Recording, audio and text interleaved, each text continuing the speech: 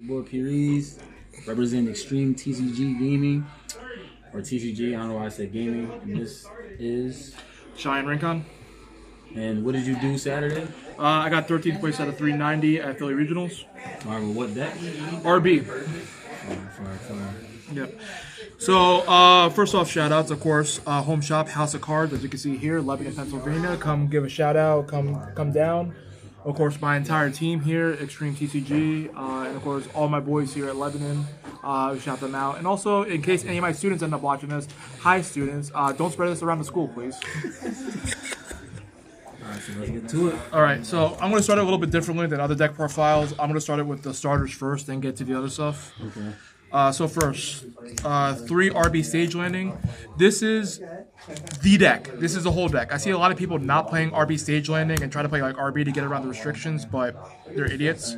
What it does is, especially summons an RB from your main deck or extra deck for free, as long as it's different than the RB monster that's out on the field.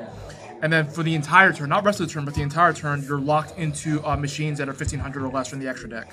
That's why people try to get around the restriction, but I think this card's just way too powerful. And then if it's in the graveyard and your RBs would be destroyed by battle by card effect, you can replace with effect, banish this instead.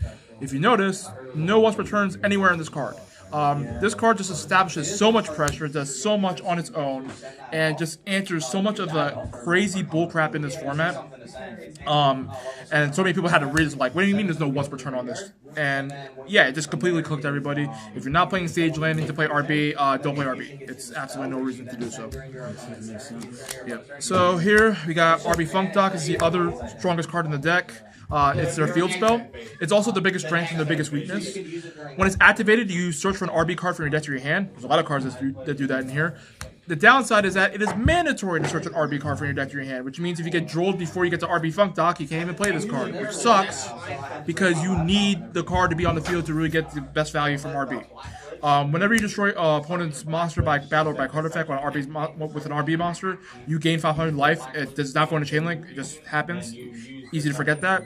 And then the main reason you care about this besides the search is that once per turn, when your RB leaves by card effect in any capacity, you just special summon another RB from your main deck. That's different. Doesn't have to be different. This has to be another RB from your main deck.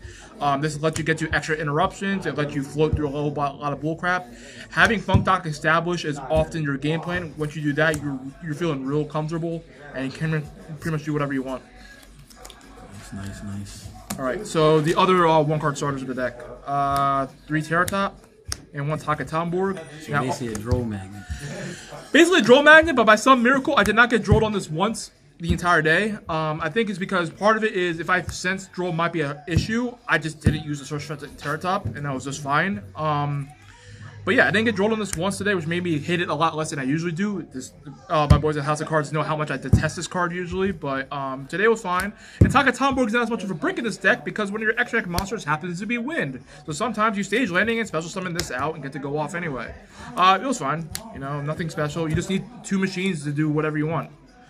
And then this is where the spice comes in. So everybody knows about this in RB. Almost everybody plays this engine in RB. 3 engage, 1 Hornet Drones. I need to burn this card. I'm tired of engage.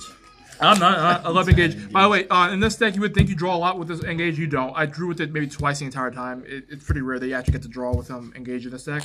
But the actual reason these cards busted in this version now is because of this.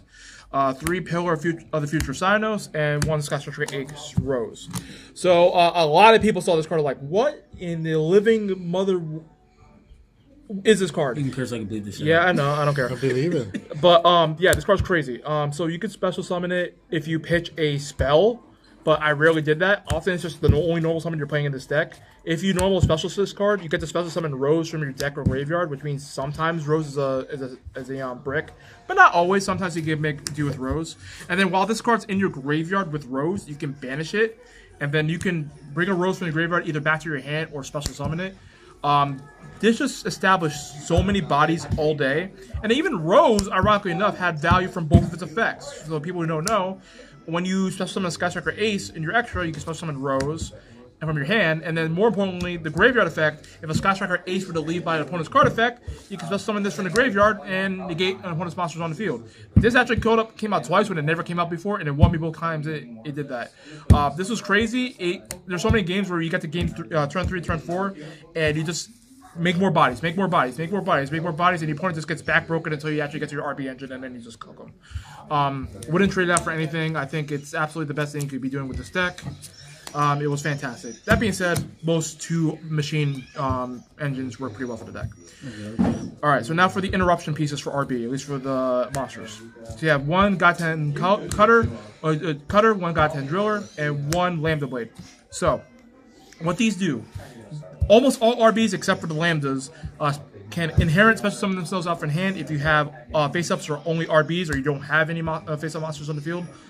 This is really good. It makes They play around K9. Plays around K9. This deck, if you notice, outside of Cynos' Graveyard effect, never triggers on K9. Ever. So K9 Vanquish Soul felt completely free a lot of the time because like Izuna just never activated, so they just never had a hand trap to do anything to me. And then they all have effects where they burn themselves for their attack and defense. So like 500 to 700, whatever, to do a thing. And then they blow themselves out to do it. So Driller, pay 500, target itself, target opponent's face-up monster on the field, destroy them as a quick effect. Unintuitively, with the stuff that destroys, you can do replacement effect with Stage Landing to protect your stuff while destroying your own stuff. But if it does anything else besides destroy the opponent's stuff, you can't do that. Like for example, Cutter is a spell trap negate by paying 7, but if you protect this and it doesn't destroy itself, it doesn't negate. Which is a pain in the butt when you're learning the deck for the first time. And actually, it did cost me the last game against Gem Knight because they booked of Eclipses when I went to go negate their effects, and then this didn't get to resolve. Lambda Blade is one of the few that doesn't special summon itself, but that's because all of its other effects are absolutely nasty. When it's special or normaled, you can dump any RB card. Important if you want to get all your interruptions or to be able to play one of the tech pieces in here that helps. Also, probably the best interruption piece, you pay 14, target one of your opponent's monsters, pop this, steal theirs. This makes Yummy cry because like normally Yummy just answers you like you normal summon Cupsy and almost certainly you're getting the full combo unless your opponent has like 3 interruption pieces. Lambda's is a name, they basically can't do anything. Yeah, Lambda Blade just takes it and they're like, okay, cool. If you don't have Marshmallow in your hand, you pass your turn. And that happened like twice where it was like Lambda Bladed, took their Cupsy, they couldn't do anything anymore and died. And also when you take with Lambda Blade, it doesn't go back to the field at the end of the turn, it just dies. Just straight dies. 99% of the time it's a good thing, 1% of the time it's a bad thing, and that actually did come up where it almost screwed me, the fact that they gave the opponent's stuff back. But generally it's just absolutely insane as an interruption piece. And then the other 3 RBs we play, Vulcan Rocket, Pile Bunker, and Lambda Cannon. Yo, he's rich. Yeah, I actually got that at the event. Someone, one of my boys randomly found someone that had a Starlight, and they were selling it for 5. I'm like, cool, let me just get this 5 real quick, because I already had the Ultra in here, just swapped it out for the Starlight. So, hopefully I can make this go up. Vulcan Rocket is pretty simple. So none of these work on the opponent's turn. This is all just your turn stuff. This says pay 1,000, target itself, target 2 cards on your opponent's field, pop them. Simple enough. And it helps you really break boards, make OTKs. This, pay 15, when your Brute Blues attacks that's pointing to this, destroy every card in your opponent's field. Which wins the game on the spot usually. A lot of decks just fold to this immediately. This is why Yummy, it feels insanely free for this deck. And then Lambda Cannon is my favorite card in this deck. To me, it's like the reason to play the deck. When you normal special summon this, and I did normal summon this once, unfortunately, you get add back an RB card from your graveyard to your hand. But what you actually care about is you pay 12, pop this, look at your opponent's hand, get free look, and then you may choose to special summon a monster from their hand to their board, their vector negate it permanently. So it's a hand rip, you get full hand information. This wins games. It was crazy. I resolved this like maybe 6 times, and it won all but one of those games. And unfortunately, the one game is against Gem Knight, so that's what it is. And then here's the tech cards, Operation Test, Next Phase, and Last Stand. So this was one of the last additions to the deck. I initially was not playing it because I thought it was just kind of bricky and not that helpful, but it actually turned out to be pretty clutch. When you activate this, just bring back a main deck RB from your graveyard, special summon it, and then what you may choose to do is target as many RBs as you want during your turn, bounce it, gain life points equal to the original attack total, bounce on the hand, and then special summon an RB from hand. 2 things to know about that. 1, because you're removing an RB by card effect, it triggers Funk Dock. That's huge. Second thing, gaining life. Won me a game because I was like at 300 against the last Draco Tail I faced. This let me gain enough life to be able to trigger all my effects again and kill the Draco Tail player when I would have just died otherwise. It also won me the one game I did against Gem Knight, even though I lost a match where I had to bounce all my stuff so Estrados didn't kill me, and I gained enough life so I didn't die and then kill him on the back rack. Next phase is the quintessential, hey, archetype, counter trap, woo. you just if you have an RB monster, you destroy Negates and pops, right? negates on monster effect and pops. The key is A, you gain 2,000 life, and B, you don't have to pop an RB monster. You can pop any monster. So the funny thing you do is you steal with Lambda Blade, and then you next phase you pop the monster you took and get to 2,000 life. So that's actually pretty neat. And then Last Stand is a card that I see a lot of RB players cutting. They're incorrect. This is the reason you can play around so much bullshit in this deck. All right, this special summons an RB from basically anywhere, as long as it's different from the stuff you have on field. And then while it's in the graveyard, it has the same lock as Stage Landing does. And then while this is in the graveyard, you can banish it to negate a target effect, though you cannot use both effects in the same turn. This is the reason you're allowed to play through Droll. You're allowed to play through Fu. You're allowed to play through Charmies. If you don't have this in the deck, you are significantly more vulnerable to those cards. Okay. So I think anybody cutting this is wrong. I kept this in the deck every single time, and it was crazy. And then just quick on the non-engine, 3 Ash. While I do think the deck is actually pretty resilient towards a lot of Charmies, you still like to have the Ash to deal with it so that we can keep playing. So it's Was it 3 commons and a multi? no, it's 2 commons and then multi. Yeah, shut up. My rarities are bench match. Okay, I'm poor. We're gonna get free draws here. 3 Fua. I wish I could say more on this, but you know, it's Fua. You have to play it. I'm not saying nothing on that right now. 3 Bell. I'm not gonna lie. Bell was actually MVP for me on Saturday. Again, the stuff it does to Yummy is really good. There's so many niche scenarios where it won't end a turn, but it will keep you just alive just long enough to win. The reason I won all the Draco Tail matches that I did, 2 out of 3, was because I had 1 or 2 ghost spells that just kept me alive long enough to fucking win. Against Yummy, it was fantastic. Against Draco Tail, it was fantastic. Going second specifically. Once going first, it was actually terrible against Draco Tail. And then against K9 Vanquish, it existed. So, but it was very useful to have the entire tournament. It was MVP. Droll, honestly, Droll was kind of mid. It was fine for the first against K9 Vanquish, but otherwise, yeah, I know, shut up. But otherwise, mid. But this, I tried so hard to find cards to replace it, but I wanted a 15th hand trap, and none of the other hand traps I felt were good enough. So I just went with that. Could have been Valor, maybe, to make Draco Tail a little bit easier. That's something I'll consider. And then not last, but almost last, 3 Imperm. Yeah, I was counting on this a lot, but Imperm was crazy.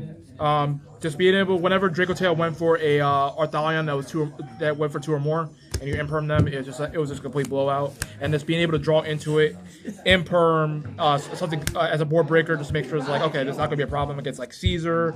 Though I didn't play against Caesar, against like Arclights, that sort of stuff, Ashatos, that sort of thing. So yeah, Imperm was great. And then the last addition to the deck I made at the last minute, One Call by the Grave. It was initially at 42, but I really wanted to find room for call by, so I'm like, you know what, I'm just gonna throw it in. It worked out for consistency's sake. I only bricked one game out of like 20-some games. I bricked once, so having the 43 card didn't matter. Callback was alright. You know, I don't think I would be better or worse off having it in the main deck. It was kind of whatever. It was worse against Draco Tail going second that I'd like to give credit for because they usually just bounce the shit that you're doing. One Draco Tail player I faced was fantastic. I went to call by his 5 mana, but he chained Horn in an unfavorable state just to make sure the 5 mana resolved, which was a fantastic play. So it didn't matter if you had it on the deck or not? No, I don't think it would affect much of anything. I think it was good maybe once all day, but it's also a good card, so I'm not feeling that bad if it didn't perform one tournament. So main deck's at 43. Yep. 3 Vulcan boosters. This is the starter deck. This is the reason why it's a 2-machine and go off deck. When it's summoned, it needs 2 machines. Search for any RB spell, which is either Flunk Dock or Stage Landing. Sometimes it's Operation Test, which is rare. And then you may special summon as an initial effect, special summon an RB from your hand or graveyard and defense position, so all the main deck ones. And then this can move into the main monster zone if you needed to.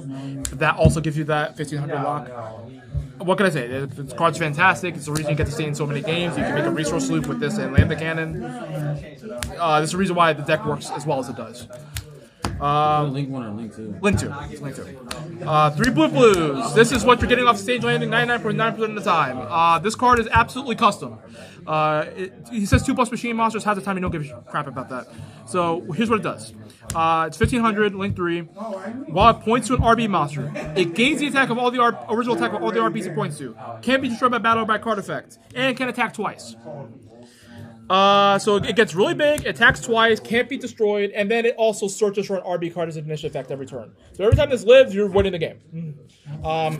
With this Impale Bunker, you're destroying 7,500 damage to a complete board. I have a funny anecdote about that a little bit later, but I won't go into it now due to time. 2 Shepherd's Crook, unsung hero of this deck, and this is the reason, again, I think the deck's actually really good into a lot of lingering floodgates. It has actually looser, it just needs an RB monster plus 2 other machines. Gains 500 attack for every non-monster that's not itself, so it can get really big as well. Ignition effect, set a trap from graveyard or deck, so you just keep getting the resource loop. If they fool you or they droll you, you just go into this, set last stand, and you have 3 interruptions represented if you have Funk Dock, or 2 if you don't. Like, it's just nuts. And then during the opponent's turn, main phase, you can target 3 level 3 or higher RBs in your graveyard, put 2 in the bottom, and special summon 1. So this is why you get 3 interruptions every single time on the opponent's turn, and it's absolutely nuts. That's pretty nice, pretty nice. And then the non-RB stuff. So 2 Kugari, I'm just going to put all the Sky Striker stuff out. 2 Kugari, 1 Shizuku, 1 Hayate, 1 Zeke. Now, obviously, you're never using the effects of these 2, ever. At least I hope not. Second Kugari did come up a lot because you're playing more Sky Strikers than usual, so having the second Kugari is really nice. You need Hayate because you need a down arrow. I actually kind of wish I had a Kaina here because I kind of need a second down arrow in some cases. And Zeke was good to just remove a body on the field. February, Camellia is coming in this deck immediately, and it's going to be absolutely nuts in here. And then the last 2... You heard it here first. Clockwork Knight and Barricade Board Blocker. Clockwork Knight it doesn't do anything. It technically does do anything here. I do have the combo in the side deck. In the side deck. But as you see later, the Floodgate didn't do jack anything. But otherwise, sometimes it just gives you more value. You get RB body off the board, and then you can bring it back with Vulcan Booster. Barricade Board Blockers effect ever come up? If you're doing the combo with Clockwork Knight coming out the side, it should. Generally, no. During the regional, it didn't. That's pretty much that. So that's a 15, and then side deck.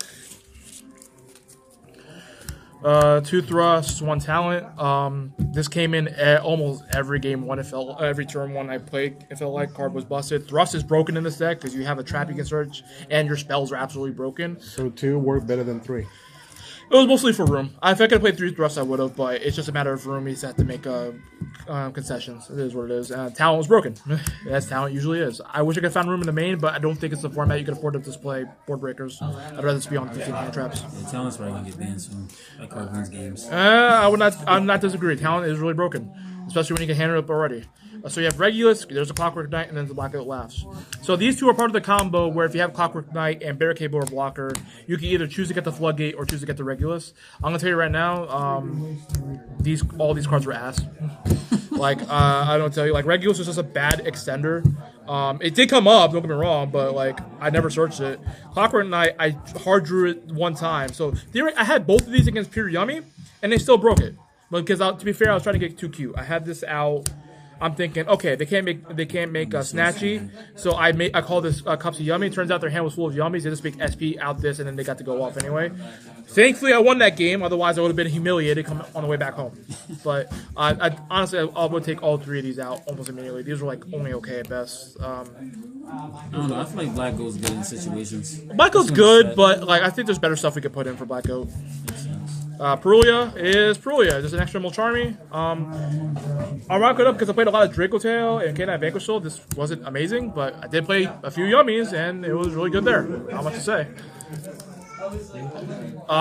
This is the tech I specifically came up with, and see no one else come up with. It was Twin Twisters. Talking about old school. Mm-hmm. Yeah, so everybody and their mother's on Double Cyclone to be the way to break Draco Tail, because the thought is you play your powerful spell, you double Cyclone, they Draco Tail Flame it, you double Cyclone, pop your spell, pop Scorn or Sting, and then you get that massive value.